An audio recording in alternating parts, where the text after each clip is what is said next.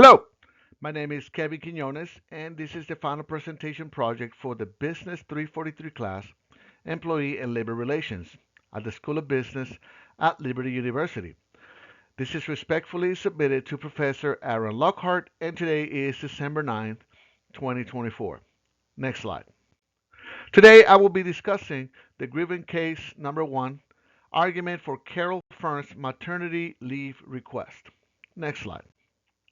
As the legal counsel for the AFCME Local 10, I am to present an argument that supports Mrs. Fern's contentions that the council's rejection of her unpaid maternity leave request violated the collective bargaining agreement between the AFCME Local 10 and the Bainbridge Borough. This case is not just about the adherence to contractual obligations, but it's also about fairness, equity, and fostering an inclusive workplace for adoptive parents. Next slide. Before we discuss the two argument points, let's discuss the nature of the case. Carol Fern is an 18-year tax clerk employee of Bainbridge Borough who has adopted a 3-month-old baby.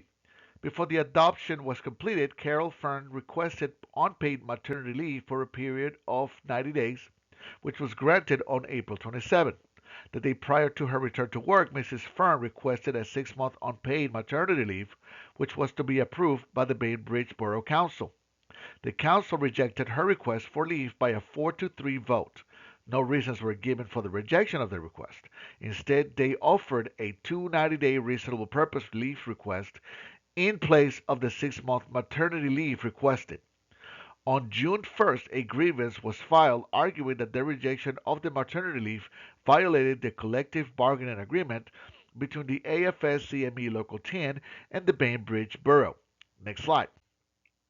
Considering this, let's look at the contractual provisions between the Bainbridge Borough and the AFS-CME Local 10, especially Article 10, Section 5. Article 10, Section 5 explicitly states that maternity leaves not to exceed for a period of 6 months shall be granted upon request of the employee. This section does not state anything in regard to putting the request to an approval vote. Ergo, the council's vote to approve or disapprove the request is invalid as it is not part of the bargaining agreement.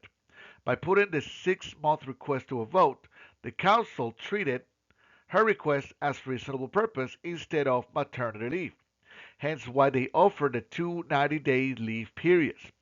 Also, that same section states explicitly that leaves can be extended or renewed for a period not exceeding 6 months.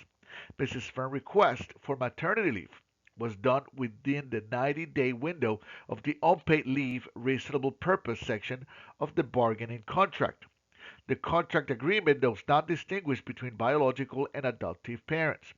Because of this, Carol Fern's request for maternity leave adhered to the terms of the agreement between the AFS-CME Local 10 and the Bainbridge Borough. Next slide. Point number one for this argument is the compliance with the contract terms. According to the Family Medical Leave Act, the FMLA applies to all public agencies, all public and private elementary and secondary schools, and companies with 50 or more employees. These employers must provide an eligible employee with up to 12 weeks of unpaid leave each year for any of the following reasons, as they are listed below. Next slide. Point number two is the equality for adoptive mothers. On the first point, denying Carol's maternity leave because she adopted her child rather than giving birth undermines workplace fairness and inclusion. According to the 14th Amendment of the Constitution of the United States, no state shall deny to any person within its jurisdiction the equal protection of the laws. By rejecting the maternity leave petition, Bainbridge Borough Council denied Mrs. Fern's equal protection under the law as an adoptive parent. On the second point, adoption as parenthood. Adoption is a legally recognized process that places the same obligations on adoptive parents as biological ones. Adoptive parents, like biological parents, need time to bond with their children, establish routines, and provide emotional and physical care. According to the American Academy of Pediatricians, paid leave is associated with reduced infant mortality and maternal depression, a propensity for on time, well child checks and vaccine administration, as well as a higher likelihood of continued breastfeeding at 6 months postpartum. And on the last point, equal treatment in the workplace. The agreement does not distinguish, as previously mentioned, between adoptive and biological parents, nor should it. By denying Carol's maternity leave, the Council effectively discriminates against adoptive parents, suggesting their parental responsibilities are less important. This creates an inequitable workplace environment. SSEC 2000 E2, Section 703 of the Civil Rights Act states that it shall be unlawful employment practice for an employer to limit, segregate, or classify his employees or applicants for employment in any way which would deprive or tend to deprive any individual of employment opportunities or otherwise adversely affect his status as an employee because of such individual's race, color, religion, sex, or national origin. The Borough Council deprived Mrs. Ferns of her leave opportunity because of her indirect classification as an adoptive parent rather than a biological mother based on genetic information. The discrimination may not have been explicit, but the perception of discrimination by classification is present. It also sets a precedent for future employees. With allowing this rejection to stand, it creates a harmful precedent where adoptive parents may be discouraged from exercising their parental rights. It also sends a message that their families are less valued or recognized, which would have broader consequences for morale and employee retention. Granting her request of leave would uphold the principle of equality and demonstrate the borough's commitment to treating all parents fairly, regardless of how they become parents, whether naturally or through adoption agencies. Next slide. The supporting research. The Family and Medical Leave Act provides employees, as previously mentioned, with up to 12 weeks of unpaid leave. Job protected leave also per year. It also requires that the group health benefits be maintained during the leave.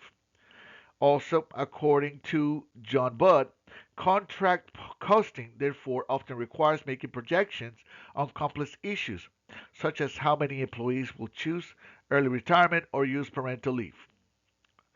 Also, the parental leave here is used, according to Beacon, Plavoni, and Campbell, that provides time off from work to welcome and bond with a new child. However, the child became a member to the family.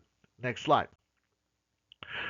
Now, the plan of action would be to review the collective bargaining agreement, to approve Carol Fern's leave request, to update the leave policies, to provide training and strengthen operational readiness, and also for the Bainbridge Borough to commit to fairness.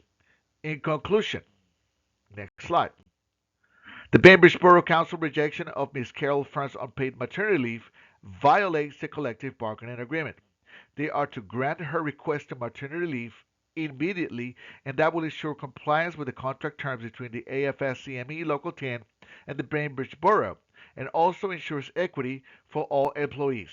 And as a legal counsel for Mrs. Fern, I recommend and advise for the immediate approval of her maternity leave, as requested, to resolve this grievance. And this is my list of references. Have a good day. God bless.